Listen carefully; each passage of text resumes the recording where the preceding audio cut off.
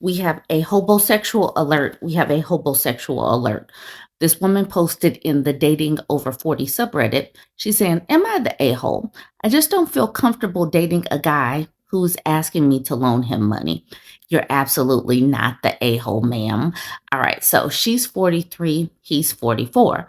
She says, I've been seeing a 44-year-old man that I genuinely like. We have great chemistry and I really enjoy getting to know him. But last week, out of nowhere, while I was in school taking a big test, he asked me for money to cover a large electric bill for his house that he had been neglecting for months. Look, I know this economy is a pack of flat, dusty, ashy, pimply butt, but this just feels not great to me. I've been very upfront with him about my financial situation, especially since I'm back in school, not working full time, and trying to budget carefully given the economy. I also know he's been facing his own financial challenges because of the slowdown and the nature of his work. He does HVAC and appliance work. But to be honest, his ask completely caught me off guard and honestly turned me off. I told him no because of my budget and responsibilities, and he apologized for it, but mentioned he was desperate and didn't have any options. I still stated that I could not do it because it is not something I am cool with. Also, it's only been 11 weeks since we met, and that kind of ask just feels premature and uncomfortable to me. I told him that maybe it's best we step back from seeing each other romantically and consider being friends instead, especially with everything he's dealing with financially. He's mentioned issues with a few items with his business and personal matters, and I've given solid advice, but he seems to either not want to do it or he just isn't. All in all, those are qualities that kind of make me go, yikes. While he was understanding and said he values our connection, does not want to stop seeing each other, and that he hoped to borrow the money until he completed his next HVAC job. But to me, it just feels off and odd. But I literally told him I'm on a fixed budget from the jump, focused on keeping my credit score high, working part time, trying to save every bit I can right now. To be honest, I've never had a man I was with ask me for money before, and it really gives me pause. Am I overreacting, or does this seem like a valid reason to take a step back regardless of his feelings or not? You're doing the absolute right thing. And I have a feeling that women are going to be facing this sort of thing more and more with this economy getting bad. And because women are better with budgeting, especially during these hard times, women are going to be more apt to be smarter with the money. And these dudes are not. It is best to notice the red flags of these hobosexuals and do exactly what this woman did. Please do. Like apprehensive safe, I am so thankful that she tagged me in, because there are going to be so many cases of hobosexuals. There's going to be so many cases of pests that need to nest and rest. They're going to be trying to burrow into a woman's couch. They're going to be trying to eat a woman's soup. Groceries are too damn high to allow a pest that needs to nest and rest into your home. Everything Everything is way too high right now. And you cannot have a parasite that's going to come in attached to you and then jack up your bills to where he is tapping into your resources. Absolutely not. This lady is doing the right thing. External Nebula says, I had to learn this the hard way. I too, 42-year-old woman, for the first time ever, had a guy ask me to borrow money. I'm in a good position and instead suggested he do some work to earn it by helping me with my website. Long story short, he did pretty much nothing, but I gave him the $3,000 to cover his mortgage. The next month, guess what? He needed money again. This time I said it was a loan, and he promised he would pay it back within 3 months when he had some work coming in that he knew he would get paid for. Guess what? The next month he asked for more again. This time I said no. His demeanor changed drastically. He was no longer the friendly guy who wanted to hang out and watch the game. He was cold and distant. When it came time to repay the loan, he ghosted. Don't lend him any money. He will see it as a route to fix his poor financial decision making that he will continue to do. He will come back again and again until you say no. The fact that this woman had to lose out on so many thousands of dollars before she learned that lesson is wild to me, but at least she did say no. And we have this story. Ladies, please do not give these people money. They feel way too comfortable asking women for money, and they need to stop doing that. They need to get their spending together, and they need to create support systems with their own buddies and ask them for money, not these random women. But she said, this is the OP at the bottom saying, oh, I 1000% am not lending him a damn thing. Yes. She's like, absolutely not. Original Dankster says he can ask his dear old friends or his familial loved ones. What can he say to that? Would he say he has no old dear friends or that his extended family doesn't love him enough to help him? Those are red flags by themselves. And then the OP says, I feel like he gave that a go after I firmly said no because the issue got handled after that. But to ask me ahead of all that feels brazen, although he expressed that he didn't view it that way and had apologized. Regardless of such, I am. And then she does this little face. She's like, perplexed. Ann Callan Allen says, yeah, I think it's the fact that he was capable of asking you in the first place that's so off-putting. Does he not have any pride or have the self-awareness to realize how inappropriate and strange it is to ask someone he barely knows and is dating for money? I wonder, is he hiding some sort of addiction? Might explain his desperation and bad judgment for asking you money. Sun Queen says he's probably wearing them out with asking all the time. So he thought you'd be fresh meat. You made the only decision. Life is Satire says you've known him less than 3 months and he felt more comfortable going to you than family or friends. That this indicates that he's a bit of a poser and that he doesn't want them to know what's really happening with the finances. Chance Opening says, would not date a financial disaster. He needs to work a second job. I wouldn't step back. I'd end it. She says, yeah, this is where my head is at.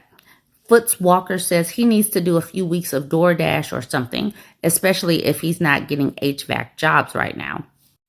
Fernbake says, or it's time to close the door on his back business, liquidate, pay off bills, and go work for a bigger company that has a retirement plan and health insurance. I'll bet that he has neither. Do not loan him money unless it's money you don't mind giving away, because chances are you would never get it back. The OP says he just started the process and landed a new job yesterday. We're talking about it right now while I'm on the phone breaking things off. I'm currently in the go focus on yourself part of the conversation. Sorry, not sorry. All right, high five. She broke it off. This person says, good for you. Sun Queen says, best decision. Any attitude says, good for you. This is not a healthy situation. Financial setbacks happen, but asking your date or even a friend who is on a tight budget to cover the bill is not okay. Believe the actions. He needs to get help whenever he has or wherever he has been getting it for the past 44 years. Untamed says, this guy is a scammer, is my guess. Get rid of him. And if he's not a scammer, he's a mess financially. You can do better than this guy. The Poxter says, I personally work in the HVAC industry. I'm in sales. This is called shoulder season. It's the same song and dance every year, but we know it's coming and not something that happens all of a sudden. Personally, I plan and save during busy times to prepare for the shoulder season. You need someone to lean on. Okay, that makes sense. She says, extremely helpful to understand and to also hear. Thank you. And then the Poxter says, of course, I'm happy to give you some perspective from someone that's in the same industry. When it's high, but the shoulder season, spring and fall, are the lowest of the lowest for us. And saving for it is a must and irresponsible otherwise. So these people know and understand. But if they don't have a good grasp on their seasons or on their money or on their spending or think that they're going to leech off of somebody, then obviously they're going to have a tough time. Anyways, I'm going to end this here. I'm glad to hear that she broke it off, saying go focus on yourself. But I want us to use this as a lesson. Right now, times are about to get really, really, really hard. And it is imperative that we keep sharing these stories. Please keep tagging me because I will create videos on it because it's Hobosexual season. Watch your back, ladies. I was tagged in this post in the 2X chromosome subreddit. This woman says, older, wiser women, what really matters most in a partner? She's asking this question. She's giving this essay. Regardless of what women say, she's not going to leave this man alone. But I figured that we still need to have this conversation. She says, I've been in a relationship with a man for 4 years and I'm about to turn 40. I was very ready for marriage when I met him, but I had serious doubts about him due to having recently relapsed and really torn his life apart. Listen to this part. No job, no license, no car. But I took things a day at a time because he's such a lovely, special person and has grown a ton since then. But I still have doubts about building a life with this man, which feels extremely unfair to him. I've also worried that I'll have doubts about anybody I date. I can't tell what's an honest, important gut feeling versus neurosis. But at this point, I'm going to waste my whole life and fertility window being ambivalent. You just need to walk away because, okay. But anyways, let's continue. So my question is, what really matters most in a partner? My guy is committed to our relationship, attractive, kind-hearted at his core, but he's kind of immature. He doesn't give grown-up vibes, and he would never be someone I'd call for advice. As much as I love him, but he's fun, sweet, always down to do activities, and is a ride or die. Sometimes older women tell me stuff like, oh, honey, all men are children / slobs. That he's kind and committed and youthful is more than you should want. Ugh. But many of my friends are onto their second baby with their husbands who are extremely capable and more on their level professionally, financially, and intellectually. But maybe I have it great and I just don't realize it. I am genuinely very confused. I am the breadwinner and thought, maybe he'd make a great stay-at-home parent, but he's a pretty homemaker, improving over time, though. He does now have a stable job that does not pay a living wage, a car, a license, and 3 years of sobriety. But the progress feels so glacial, yet I'm crippled with fear that if I leave, I'll realize that I had something really good, this person whom I genuinely love, because all that really matters is being with someone you can laugh with or something. So I'm here asking women who are older, experienced, to weigh in here. If I want kids and to build a home life with this person, should I just sack up and make peace with the kind of being, being the grown up, with being both the breadwinner and the homemaker, and letting him just be chief of vibes? No. These women are making my brain hurt. Okay. All right. Please be gentle and kind. He and I are both doing our best and love each other very much. I just don't know what should matter most and need wisdom. Thank you. Edit. I just want to clarify that my dude is not financially dependent on me. Even back when he didn't have a car, he made a point to not ask me for rides. Of course, I still drove us everywhere, but he would sooner take the bus than make me pay for his poor life choices. He has been in a stable, noble job, working at an addiction treatment center for 2 years, but it's a nonprofit, so it doesn't pay well. And he's not the kind of guy to get a side hustle. He's not a total loser or mooch, but I don't think he's my equal. And people cannot be your equal. People can just not be on your level. Why would you want to say, I will be the breadwinner and the homemaker, and just let a man be the chief of vibes? What the hell are this woman? Okay, I have a lot of grace for women. I really do. But the fact that she typed all of this up and she's asking questions and she needs people to be gentle, and I'm going to attempt to be that way. But I think that she already knows the answer. And I don't know what women are saying in the comments. I did take some screenshots, so I'm going to read through this. But as I first glanced over this and I was tagged here, all I could say was, Jesus. All right, let's look at the comments. Little Wing says, don't be with the man you want to change. It does both of you a disservice. Be with the man you admire and respect, who is your true equal and teammate, someone you can truly rely on. And then the OP says, I dream of this, but it just seems those men are all wifed up already. I also live in a city full of Peter Pans. What if this is the best that I can do? Just be single by choice. I'm sorry, be a single mother by choice. If you're going to be the breadwinner and the homemaker, be single by choice and get a nanny. Like, why do you want to settle yourself with this person? The poodoo inside you says if you have a problem and it's not him, your problem is your fear of being alone or not being chosen by a man. If you didn't feel those feelings, that fear, that self consciousness, if it simply was not part of you, would you still want to be with him? I'm not saying leave if the answer is no, but I am saying you have a lot of work to do on yourself and you need to get started if the answer is no, and you wouldn't hesitate to leave him. Here's the OP saying, you're right. I'm petrified. If I knew with certainty that one, he and I would both be able to overcome the pain of breaking up, and two, I would 100% find someone else who was better for me, and three, I wouldn't regret leaving. I'd break up tomorrow, and that's a definite me problem. Me issue I've been discussing with therapists for years.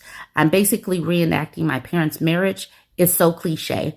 So she's here asking questions that she has been asking and discussing with her therapist for years. She's not going to find any answers in this comment section, but we're going to have this discussion because I want us to not stay in like type of relationships simply for the fear of being alone. Look at what other women are going through right now. Being alone is better than being in a type of situation. Please stop doing this. She's not going to listen. She already knows that she wants to stay in this situation because she's not going to know for 100% certain if she's going to find someone else. So she's staying, but the rest of us can make better decisions.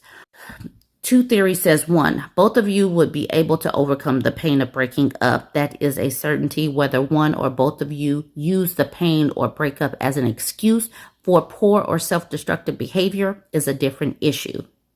Two, you're denying yourself the chance to find a better partner by staying with this one. And if the standard is just better, there will be plenty. His defensiveness is not okay, and you should not tolerate it.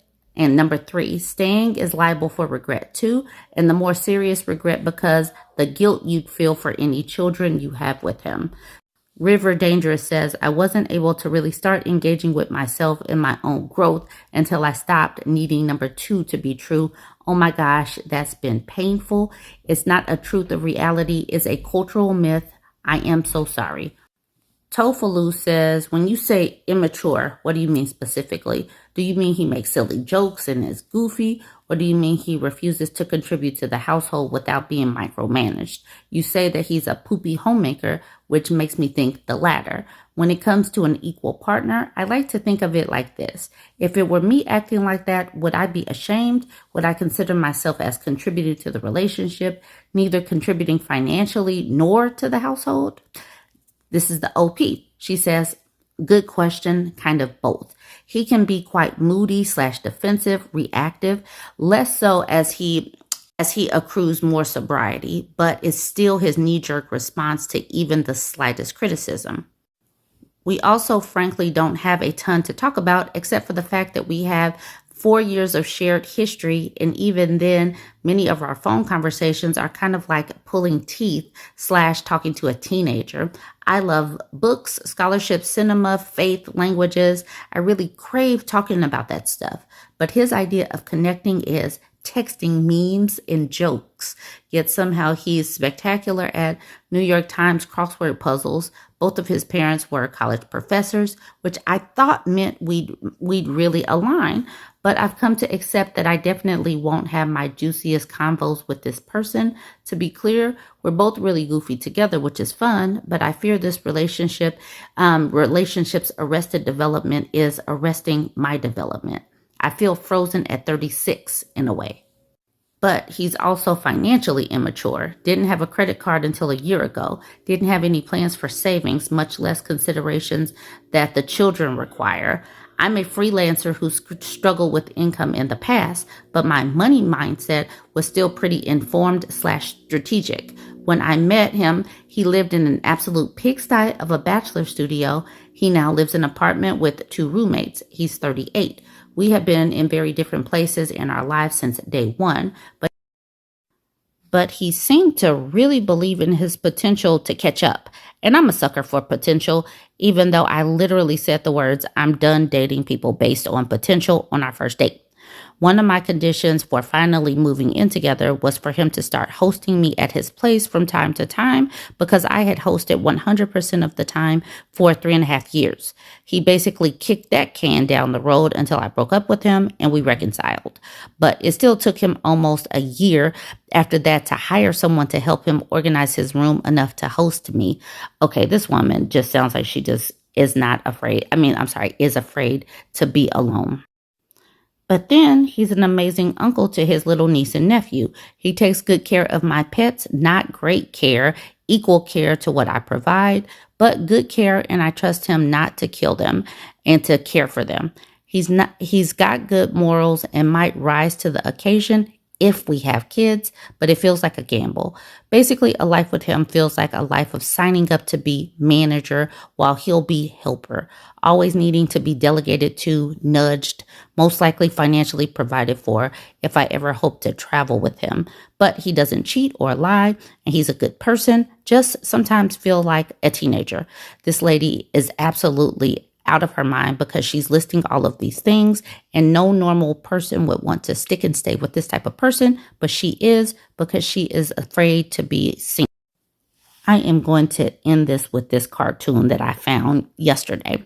Imagine if you believed in yourself like how you believed in your ex's potential. Because sometimes dating for potential is just really very silly, especially at this particular age. This woman should know better, but not everybody does know better. So I'm telling y'all, stop doing this. Let's not do this. Let's move past dating for potential. Join the conversation. Let me know what you think about all of this. I'm pushing towards 100,000 subscribers on YouTube, so go ahead and follow me.